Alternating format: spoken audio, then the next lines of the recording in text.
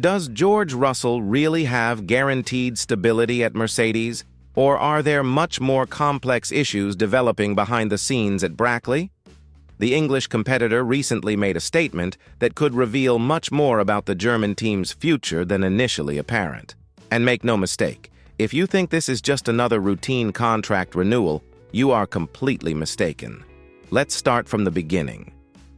George Russell, 27, finds himself in a situation that every Formula One driver both desires and fears.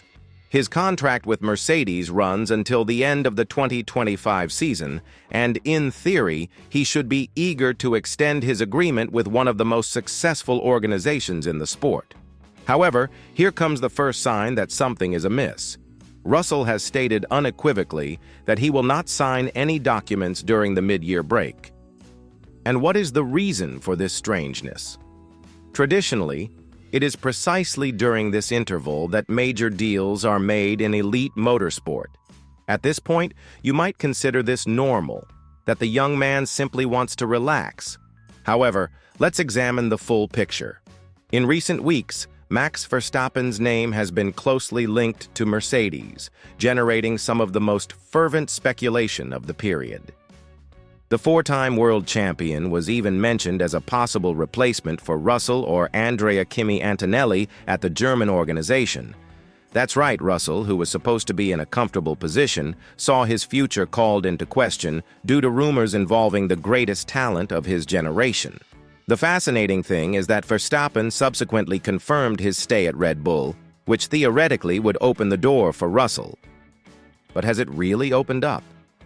The Briton's statement sounds much more like someone in the process of negotiating than someone certain of his destination.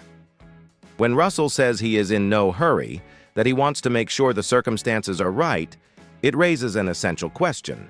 What circumstances is he referring to?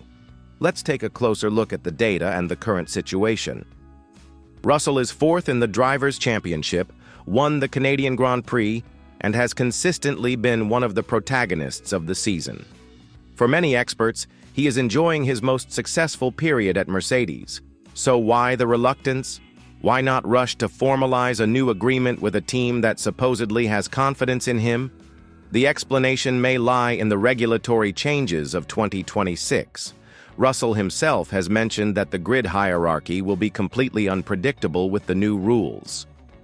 And here lies the key element. A 27-year-old competitor at the peak of his career cannot afford to be tied to an organization that is not competitive. Russell has already wasted valuable years when Mercedes did not have a car capable of competing for titles, and he understands that time waits for no one in Formula One.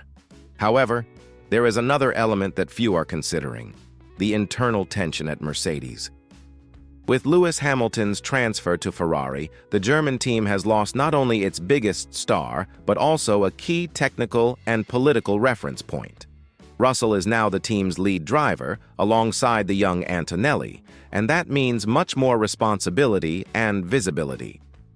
Is he ready to shoulder that burden? Is Mercedes ready to bet everything on him? Toto Wolff, the team principal, has publicly praised Russell, stating that the driver has always had good options available and remains a priority. But will that be enough? In Formula One, praise is cheap and contracts are expensive. Russell has made it very clear that he will not rush, that he waited 12 months and will not decide everything in 2 weeks. That sounds like someone who is genuinely analyzing all the possibilities. And what are those possibilities? The driver market for 2026 is not yet fully established.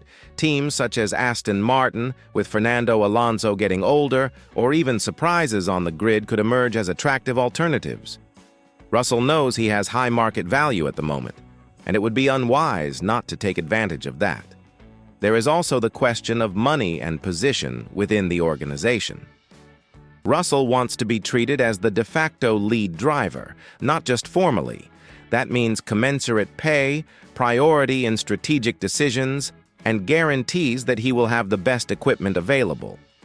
These are details that may seem insignificant, but they make all the difference in the career of a top-level driver. Another aspect that cannot be overlooked is the dynamic with Antonelli. The young Italian arrived at Mercedes with high expectations, being seen as a promise for the future. But Russell does not want to be just a transition between the Hamilton era and the Antonelli era. He wants to build his own era, and for that he needs clear guarantees that he will be the team's main focus in the coming years.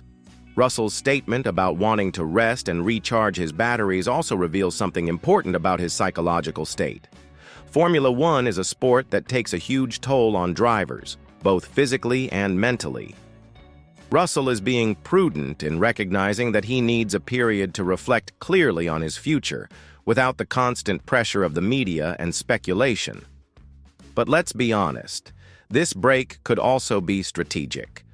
By not signing during the break, Russell keeps Mercedes in an uncomfortable position. The team needs him more than he needs the team at the moment, and that's a powerful card to play in negotiations. It's a risky move, but one that could yield significant benefits. What is really at stake here goes far beyond a simple agreement. It is the future of one of Formula One's most traditional organizations and the career of a driver who has yet to win a world championship but has the ability to do so. Russell knows that he is at a decisive moment where the wrong choice could cost him precious years of his career. The reality is that Russell is playing a much more elaborate game than it appears. He is testing Mercedes' limits, forcing the team to really show how much they value him, and that's not necessarily a bad thing. In Formula One, those who don't value themselves end up being undervalued by others. So, what can we expect in the coming months? Probably a saga that will continue well after the return from the break. Russell will use this time to evaluate not only Mercedes' offer, but also to investigate other possibilities on the market. Mercedes, for its part, will have to decide whether it really wants to bet all its chips on the Brit or seek alternatives. What is clear is that Russell is no longer the young driver desperate for an opportunity who arrived at Mercedes in 2022. He is now an experienced competitor with victories under his belt and an awareness of his value, and that completely changes the dynamics of the negotiations. The question that remains is Russell bluffing, or does he really have concrete alternatives? In Formula One, those who bluff without having cards in their hand usually hurt themselves. But those who have the right cards and know how to play them can completely change the course of their career. What do you think of Russell's strategy? Is he being smart by not rushing, or is he taking too much of a risk by leaving Mercedes waiting? One thing is certain: when he finally makes his decision, it will impact not only his future, but the entire dynamic of the grid for years to come. And frankly, I can't wait to find out how this story unfolds.